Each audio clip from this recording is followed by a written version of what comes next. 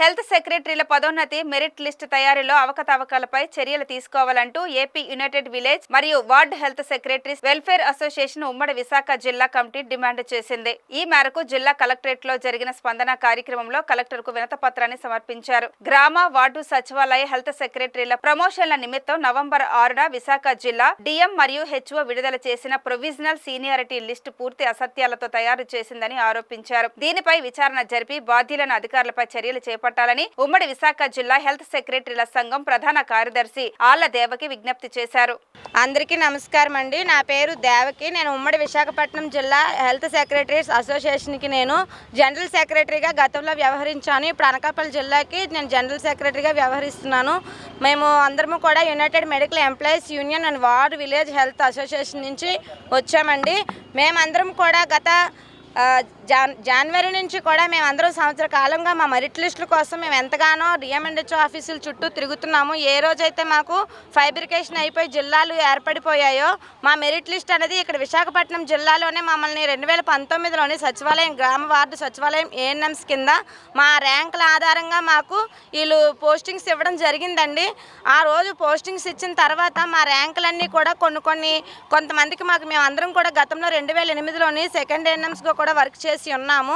ఆ 2008లో second ఎన్ఎంగా work చేసినప్పుడు గత ప్రభుత్వం వారు మాకు 10 మార్కులు వెయిటేజ్ ఇచ్చి మార్కులు కలిపిన దానికి అనుగుణంగా మాకు ర్యాంకులు ఇచ్చి ఆ ర్యాంకులు తగ్గట్టుగానే మాకు కౌన్సిలింగ్లు అవనివ్వండి, సర్టిఫికేట్ వెరిఫికేషన్ అవనివ్వండి, అన్నీ కూడా దాని ఆధారంగానే జరిగాయి. మరి ఈ రోజు వస్తే మాత్రం ఆ ర్యాంక్ తీసేసి కొత్తగా ఒక ర్యాంకును క్రియేట్ చేసి ఇప్పుడు మీరు ఈ ర్యాంకులో లేరు, మీరు ఈ ర్యాంకులో ఉన్నారని చెప్తున్నారు. అది ఎందువల్ల జరిగింది అంటే కొంతమందికి అప్పుడు 10 మార్కులు యాడ్ అవ్వలేదు, ఇప్పుడు యాడ్ అయ్యాయి, అందువల్లే జరిగిందని చెప్తున్నారు. దానికి మేము ఓకే అంటున్నాము.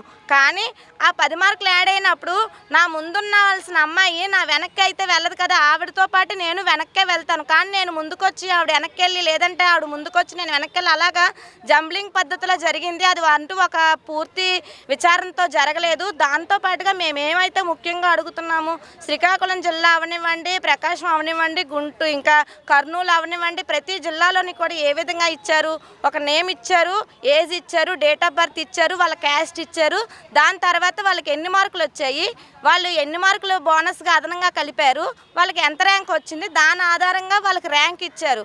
కానీ ఇక్కడ అలా ఇవ్వకుండా ఓన్లీ పేరు ఇచ్చి, క్యాస్ట్ ఇచ్చి, డేట్ ఆఫ్ బర్త్ ఇచ్చి జస్ట్ ర్యాంక్ వేసేసారు. మాకు ఎన్ని మార్కులు వచ్చాయి, నా మార్కులకి నాకు ఎంత ర్యాంక్ వచ్చింది అన్నది వివరంగా ఇవ్వలేదండి. ఆ వివరం అడగడానికి మేము గత నెల 10వ తారీఖున 11వ తారీఖున కూడా డిఎంఎండ్హెచ్ఓ ఆఫీసుల చుట్టూ తిరిగాము. అదేవిధంగా కలెక్టర్ గారికి కూడా మేము స్పందనలో సమర్పించుకున్నాం. అయినా కూడా నెల రోజులు వ్యవధి తీసుకొని కూడా మళ్ళీ అదే పాత పద్ధతిలోని మళ్ళీ పాత ర్యాంకులే మొన్న రీసెంట్గా 2 రోజుల క్రితం విడుదల చేయడం జరిగిందండి.